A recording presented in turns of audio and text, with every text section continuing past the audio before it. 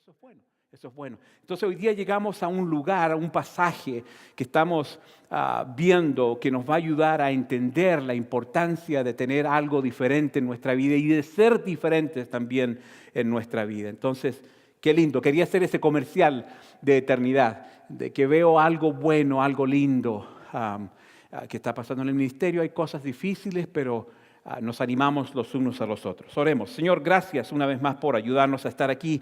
Aunque afuera esté nevando, haya frío, haya, Señor, de esto y lo otro, nosotros estamos en tu casa. Queremos recibir de lo que tú tienes para nosotros. Sabemos de que tú nos desamparas, tú no nos dejas, que tú nos amas, incluso, Señor, en los momentos difíciles. Esta tarde, por los siguientes minutos, te pido que nos ayudes a tener una mente despejada, un corazón atento, un corazón abierto para recibir lo que tú tienes para cada uno de nosotros. Te honramos, Señor, te damos gracias desde ya por lo que estás haciendo en nuestra vida y te damos gracias, Señor, porque tú eres bueno y tú no nos desamparas. Te honramos una vez más en el nombre de Jesús y el pueblo de Dios dice, amén. A mí no le puedo decir mentiras. Nunca he sido bueno para... Aquí hay gente que es extremadamente buena para leer libros. Tengo un amigo que es doctor de medicina y él se sienta a leer un libro así y en una hora lo termina. ¿Okay? ¡Pum! El hombre absorbe. Yo no, yo tengo... A mí esto me va a tomar por lo menos unos 6 meses, no. Pero lo que me gusta leer son biografías. Y este libro lo compré hace un tiempo atrás, algunos meses atrás, y se lo entregué a mi hijo menor, a Jordan, para que lo leyera. Biografías, me encantan. Hace poco leí la biografía de Walt Disney, un hombre que tuvo un sueño que lo pudo hacer realidad. Este hombre, vamos a hablar un poquitito de él esta tarde porque el material que estamos estudiando esta tarde nos invita a leer sobre la vida de un hombre que tiene una diferencia en su vida. La entrada de lo que vamos a hablar lo vamos a ver con este muchacho. Creo que tenemos una foto por ahí de él. La vida de Dietrich Bonhoeffer, y no sé si lo pronuncié bien, pero es un alemán, dice que este hombre dijo, un acto de obediencia es mejor que 100 sermones. Pero ¿quién era Dietrich Bonhoeffer? Bonhoeffer fue pastor en Alemania durante la Segunda Guerra Mundial. Y si usted sabe algo con respecto a la Segunda Guerra Mundial, no solamente se trata de Hitler, del impacto que hubo en Alemania, pero también en Gran Bretaña, en diferentes países alrededor de Alemania que fueron invadidos por Alemania, Francia siendo uno de estos, Austria siendo otro. Y lo curioso es que Hitler no era alemán, Hitler era austriaco, pero tenía una mente totalmente distorsionada. Entonces, ¿quién era Dietrich Bonhoeffer? Bonhoeffer fue pastor en Alemania durante la Segunda Guerra Mundial. Desilusionado con la iglesia cristiana en Alemania por permitir los agravios del régimen nazi y por intentar compaginar el racismo nazi con el evangelio cristiano, el pastor de 27 años motivó a creyentes alemanes a que se movilizaran en contra de Hitler. Los nazis le prohibieron que hablara en público o que se publicaran sus escritos, pero Bonhoeffer obedeció a Dios en vez de a los hombres. La historia dice que él fue arrestado y sirvió 1 año y medio en la prisión militar de Tennhel y finalmente lo sentenciaron a muerte y murió ahorcado el 9 de abril de 1945, un mes antes que el imperio alemán cayera bajo las fuerzas aliadas. El doctor del campo de concentración, que ya lo había conocido, escribió más tarde, vi al pastor Bonhoeffer arrodillado orando fervientemente a Dios. Me conmovió profundamente la manera en que este hombre afable oraba, tan devoto y tan seguro de que Dios escuchaba sus oraciones. Al llegar al lugar de la ejecución, dijo otra breve oración y subió los escalones a la horca con valor y postura. El doctor dice que minutos después, Bonhoeffer murió ahorcado. En mis 50 años como doctor, jamás había visto a un hombre tan enteramente sometido a la voluntad de Dios. Un acto de obediencia es mejor que 100 sermones. En la verdadera historia que hemos llegado a un punto importante en la transición entre el Antiguo y Nuevo Testamento, nosotros podemos leer que Dios había regresado al pueblo que estaba exiliado a Jerusalén, finalmente. El primer grupo, que eran 50,000 israelitas, regresaron de Babilonia bajo Jerusalén. El segundo grupo de exiliados regresaron bajo Esdras, el sacerdote. Y el tercer grupo, que es el grupo que se conoce más, llegó a Jerusalén bajo Nehemías, quien nosotros sabemos deseaba construir el muro de Jerusalén. Entonces el pueblo exiliado escuchó la lectura de la palabra de Dios y le voy a pedir que por favor abra su Biblia en el libro de Nehemías, en el Antiguo Testamento. Y vamos a leer algunos versículos que creo que son muy relevantes a nosotros, aunque estemos leyendo algo que ya lleva más de 2000 y tantos años que se escribió. Una historia verídica, sucedió y nos enseña algo incluso hoy día en el siglo XXI. Nehemías capítulo 8, voy a leer versículo 1 en adelante. Por favor, sígame usted. Usted sabe que tengo la nueva traducción viviente. La uso porque es una versión muy buena y también muy fácil de entender.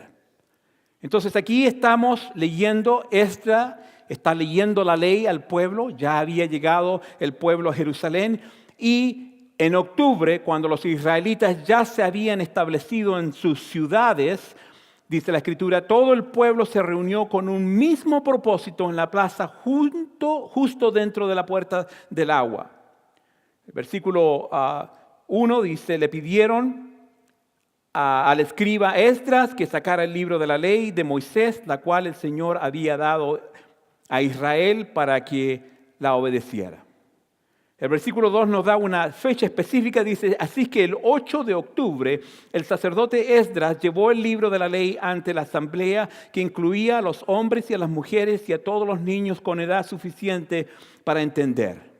Se puso frente a la plaza, junto dentro de la estrada de la puerta de agua, desde el temprano por la mañana hasta mediodía y leyó en voz alta a todos los que podían entender. Todo el pueblo escuchó atentamente la lectura del libro de la ley. Versículo 4 dice, el escriba Esdras estaba de pie sobre una plataforma de madera que se había construido para la ocasión. A su derecha se encontraba Matatías, Sema, Ananías, Urías, Hilcías y Maseías. A su izquierda estaban Pedaías, Misael, Malquías, Hasum, Hasabanana, o algo parecido así, Zacarías. ¿Por qué no le ponen Luis, Pedro, Martín? No, pero van con nombres.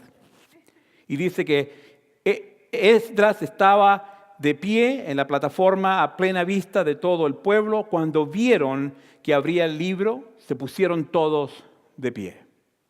Entonces Esdras alabó al Señor, el gran Dios, y todo el pueblo con las manos levantadas exclamó, amén, amén. Luego se inclinaron y con el rostro en tierra adoraron al Señor. Entonces los levitas, Jesúa, Bani, Serebías, Jamín, Acub, Sebatai, Odais y otros nombres, instruyeron al pueblo la ley mientras todos permanecían en sus lugares. Leían del libro de la ley de Dios y explicaban con claridad el significado de lo que leían. Así ayudaban al pueblo a comprender cada pasaje.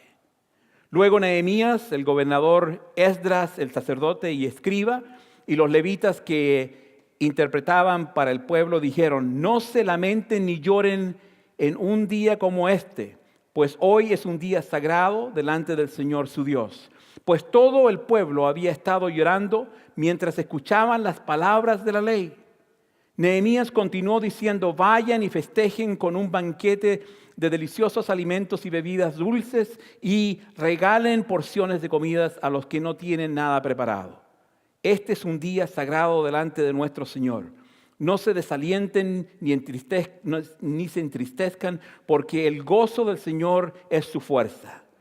También los levitas clamaban al pueblo y decían: cállense, no lloren, pues este es un día sagrado. Así que el pueblo se fue a comer y a beber en una gran fiesta, a compartir porciones de la comida y a celebrar con gran alegría, porque habían oído y entendido las palabras de Dios. 140 años habían transcurrido desde que el pueblo había estado en exilio. Esdras leyó la escritura, los levitas la interpretaron y el pueblo las entendió y obedeció. Y eso es lo que vamos a sacar de ahí esta tarde. El propósito de esta serie a través de la verdadera historia es igual a la de Esdras. Queremos que el pueblo escuche la palabra de Dios, la entienda y la ponga en práctica. ¿Qué aprendemos de esto? ¿Qué aprendemos de lo que acabamos de leer? Que es un acto verídico, algo que aconteció, algo que el pueblo finalmente... Hemos estado hablando mucho de la desobediencia de Israel. Hemos visto bastantes pasajes a través del Antiguo Testamento donde Dios le daba una oportunidad tras otra oportunidad al pueblo de Israel, pero ellos desobedecían. Vemos aquí que hay una situación un poco diferente. Que no hubo problema de estar temprano en la mañana, abrir la ley de Moisés y empezar a leerla, aunque algunos se le había olvidado el lenguaje hebreo. Pero no hubo problema. Y a veces a nosotros nos cuesta entender hoy en día la palabra de Dios. Pero aquí vemos una situación que es totalmente diferente. La palabra de Dios transformó la vida de aquellos que escucharon. Hubo una transformación evidente en sus vidas. Nosotros podemos leer la Biblia de cubierta a cubierta, podemos memorizar pasajes de escrituras, podemos aprender el griego, el hebreo, el arameo, podemos incluso explicar acontecimientos proféticos que sucedieron y que van a suceder, pero si no ha habido una transformación en nuestra vida, de nada sirve. De nada sirve. Hoy, si no ha habido una transformación en nuestras vidas, no podemos dar un testimonio a los demás.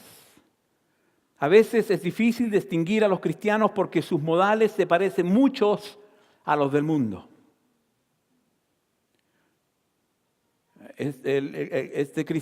Los cristianos todavía mienten, hacen drogas, decimos está bien tener sexo fuera del matrimonio, no hay una pasión del evangelio, no hay una diferencia a veces entre el que dice tener fe en Jesús y el mundo.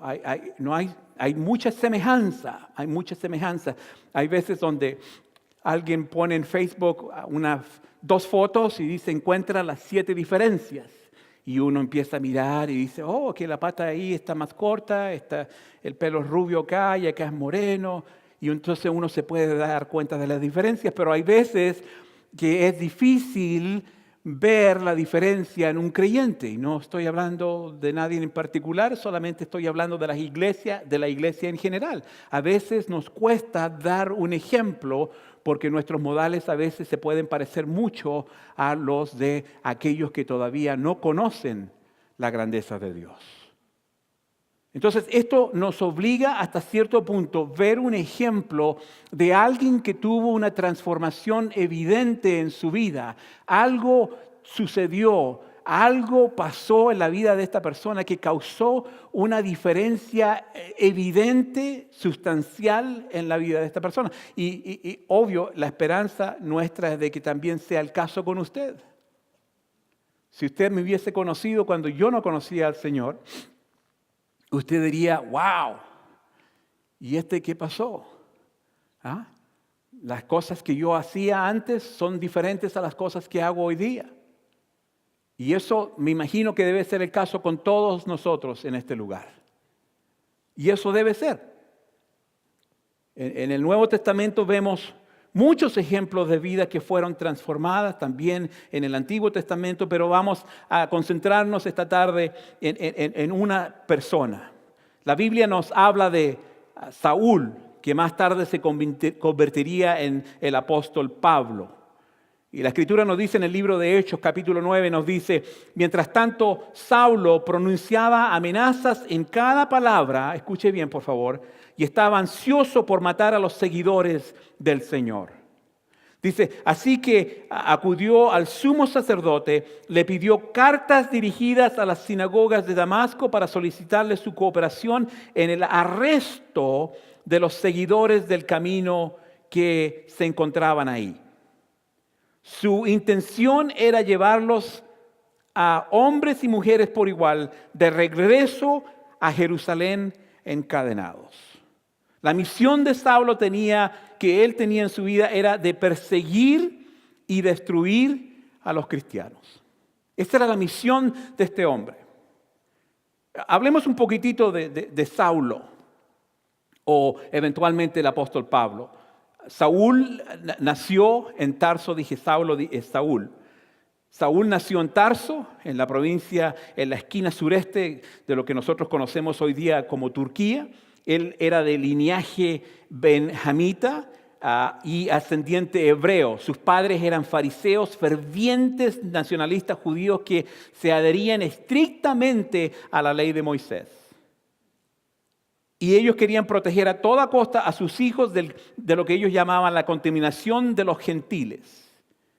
Cualquier cosa griega era despreciada en la casa de Saúl, sin embargo, él podía hablar el griego, algo de latín, y en su casa hablaban el arameo porque era derivado del hebreo, que era el idioma oficial en Judea.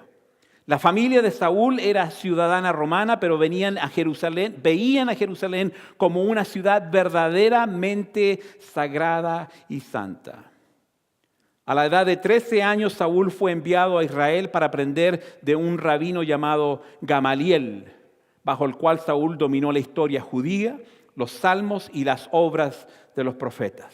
Sabemos de que Saúl era abogado por oficio, un hombre con una pasión increíble de perseguir a los gentiles, de perseguir la iglesia de Dios. Ese era el background de este hombre, un hombre que tenía una convicción sólida de lo que era bueno y lo que era malo. Pero Dios, finalmente, él tiene un encuentro con Dios y su vida cambia radicalmente en ese momento. Su transformación fue tan significante que la gente no lo podía creer. No lo podía creer. Es más, Hechos capítulo 9, el versículo 26 dice, cuando Saulo llegó a Jerusalén, trató de reunirse con los creyentes, pero todos le tenían miedo. No creían que de verdad se había convertido en un creyente. Le tenían miedo. Imagínese usted que llegue aquí el pastor José, y usted lo conoció cuando él era un cholito en el East San Jose. Y llega aquí y dice, ¿y qué? What's up? ¿Así? ¿Ah? Y usted le tiene miedo porque lo conocía cuando él era cholito. Y dice, no, el pastor José, él no es pastor. Le tiene miedo porque usted conocía su vida de antes.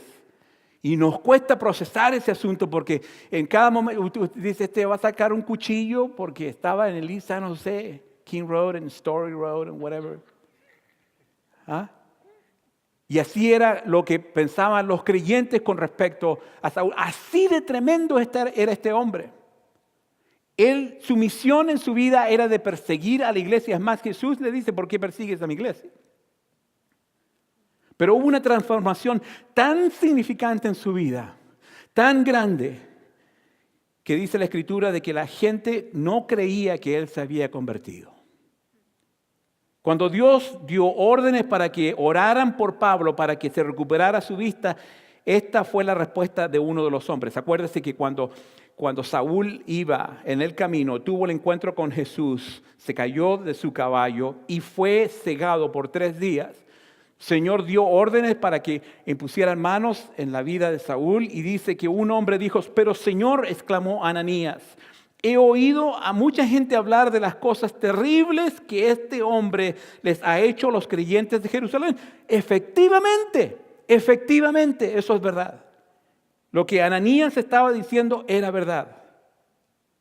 Saúl había hecho cosas horribles por el pueblo cristiano.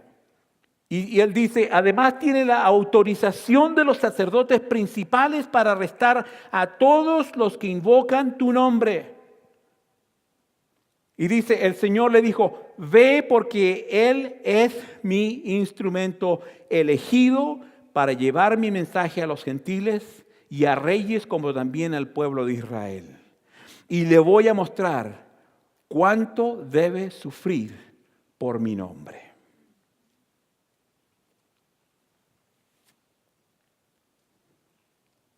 ¿Cuánto debe sufrir por mi nombre? A veces nosotros decimos, vamos a servir al Señor, pero solamente si no me incomoda mucho. No ustedes, pero los que faltaron. Con tal de que no haya ningún... Pero aquí dice, Dios mismo le dice a la gente, y le voy a mostrar a este muchacho cuánto debe sufrir por mi nombre. Pablo, que dice, llega con el pueblo de creyentes y le dice, he sido apaleado, he estado en choques de barcos y barcos que se han volcado y casi he naufragado, me he ahogado, he pasado hambre y esto y lo demás. Ese es el mismo que estamos hablando aquí. El mismo. Pero hubo una transformación increíble en la vida de Saúl, una transformación que es evidente al punto de que alguna gente ni siquiera creía de que él se había convertido a la fe. Hace algunos años atrás tuve la oportunidad de llegar a Chile y estuve con unos amigos que realmente crecimos juntos y estábamos almorzando cuando mi amiga dice, estábamos hablando de un muchacho que fue a la escuela con nosotros y se convirtió en sacerdote. Y ella hace un comentario y dice, pero ese muchacho era bien malo. Como que estaba quejándose ella, alegando del hecho de que cómo es posible que un hombre tan malo pudiera llegar a ser un hombre de fe. Y eso es lo lindo de poder llegar a la fe, porque no importa lo que tan malos seamos nosotros, que el Señor nos recibe de todas maneras con su perdón, con su gracia, con su benevolencia en nuestras vidas. Esa es la gran misericordia, lo hermoso de poder servir al Dios que servimos. Y es evidente en la vida de Saúl, un hombre que se convierte en Pablo, un hombre que pudo ser usado grandemente por Dios. Pero hubo una transformación evidente en la vida de este hombre. Hoy en día vivimos en una sociedad donde no hay absolutos. Es difícil encontrar absolutos, es difícil encontrar lo que sí, eso es verdad o eso no es verdad. Hoy en día la gente, especialmente nuestros jóvenes, se les hace muy difícil el saber qué realmente es la verdad. Es muy difícil. Por eso es tan importante que young people, the importance of being in the Word, understanding what's in here. It's so crucial to know what is in here because the world is going to tell you something else. And it's going to tell you lies. And you're going to be deceived. And this is why we see in Matthew 24 how when the disciples came to to Jesus and said, Father, tell us what's going to happen in the last day. The first thing that Jesus said was, in the last day, many will be deceived. And then he proceeds to talk about different things that are going to take place. Many will be deceived. Muchos van a ser engañados. Muchos van a ser engañados. Entonces es tan importante que nosotros de alguna manera podamos asimilar la palabra de Dios, tal como el pueblo de Jerusalén llegó enfrente de Esdras y pudo escuchar la palabra de Dios. Pero no solamente escucharon la palabra de Dios, pudieron entenderla. Y entonces después de entenderla pudo haber una aplicación en la vida de ellos. Pero hoy día no, hoy día es diferente. Hoy día vivimos en una cultura donde de nuevo no hay cosas que son absolutas. Hay cosas, todo depende de tu opinión, de lo que tú creas. Lo que we say whatever feels good. ¿Ah? Vivimos en una sociedad donde es whatever feels good for you, then do it. Oh, y eso también a veces se aplica aquí mismo en la iglesia. Y no debería ser así. Dios nos llama a tener una vida santa. Y eso a veces implica un sacrificio. Fue Jesús mismo el que le dijo a los demás, les voy a enseñar, les voy a mostrar a Pablo, a Saúl, cuánto debe sufrir por mi nombre. Y no estoy hablando de una vida de puro sufrimiento, una vida negativa, pero van a haber aspectos en nuestra vida donde nosotros vamos a tener que ir en contra de lo que el mundo nos está diciendo y va a haber sufrimiento. Vamos a ser burlados. La gente se va a reír de nosotros. Pero ahí está donde, ¿qué queremos hacer nosotros? ¿Queremos complacer al hombre? ¿Queremos complacer al mundo? ¿O queremos complacer a Dios? La Escritura nos dice que aquí Saúl no quiso complacer al mundo. Que hubo una dedicación, un compromiso tan grande como este pastor que estaba en Alemania, quien se entregó completamente, que no le importó el hecho de que él solamente tenía 27 años de edad. Y murió colgado. Un mes antes de que todo se desintegrara para el gobierno nazi en el año 1945. Entonces hubo un compromiso. Hubo algo que cambió en la vida de Saúl, en la vida de este pastor, que dijo, enough, esto es así, punto y aparte. Es así, punto y aparte. Hay un pasaje en el libro de Mateo, capítulo 25, que dice lo siguiente, y concluyo con esto. Dice, cuando el Hijo del Hombre venga en su gloria, acompañado por todos los ángeles, entonces se sentará sobre su trono glorioso. Estamos hablando de la segunda venida de Jesús. Y dice, todas las naciones se reunirán en su presencia y Él separará a la gente como un pastor separa las ovejas de las cabras. Dice, pondrá a las ovejas a su derecha y a las cabras a su izquierda.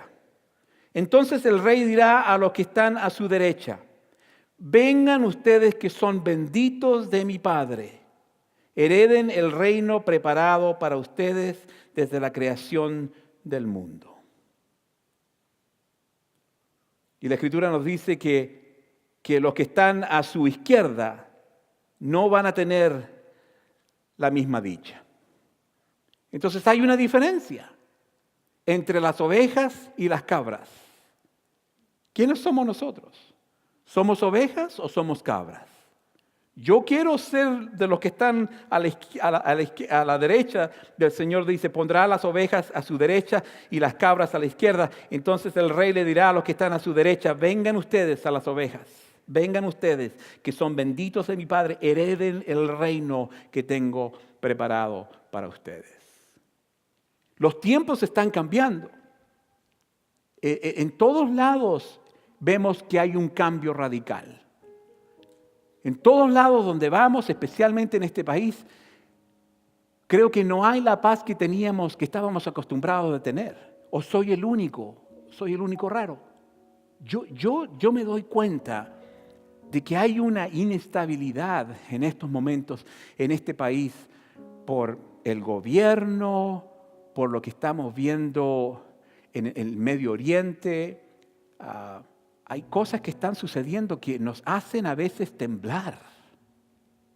Y qué curioso, porque la Escritura nos dice que va a llegar un momento en la vida del creyente donde Dios va a empezar a agitar todo lo que pueda ser agitado, dice la Escritura. Va a agitar todo lo que pueda ser agitado para que solamente quede lo que no puede ser agitado.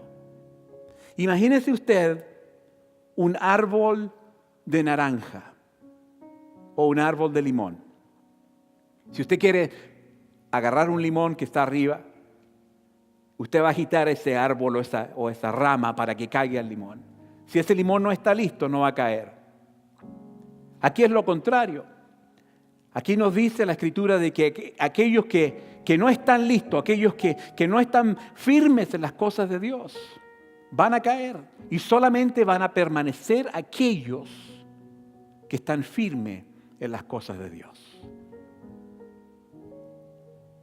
Vivimos en un país donde es difícil.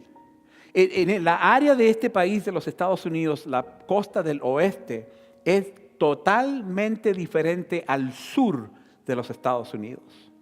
En el sur de los Estados Unidos hay iglesias por todos lados, hay un poquitito más de tendencia de adorar al Señor, de servir al Señor, pero acá como que nos cuesta en el oeste. Nos cuesta un poco comprometernos. Entonces, hermanos, este pasaje que vemos y la vida que vemos de Pablo, que nos sirva de ánimo para seguir adelante, para seguir perseverando en las cosas que tienen que ver con nuestra fe. Porque al final del día lo que más vale la pena es nuestra fe en Jesús. No hay otra, no hay otra, no hay otra. El otro día alguien me preguntaba, oye, ¿y tú qué crees? ¿Que se van a poner las cosas más fáciles o más difíciles? ¿Qué cree usted? La Escritura nos dice que en los últimos días las cosas van a ser muy difíciles. Segunda de Timoteo nos habla de eso, capítulo 3. Que las cosas se van a poner muy difíciles. Entonces es importante que nosotros estemos bien en nuestra fe. No deje que otras cosas lo distraigan. Creo que era el miércoles el pastor José hablaba de ¿cuál es tu prioridad? ¿Es Jesús lo primero? ¿Es Jesús lo primero en nuestra vida? ¿Es Jesús lo primero en nuestra vida? Y tiene que ser. Amén. Les voy a pedir que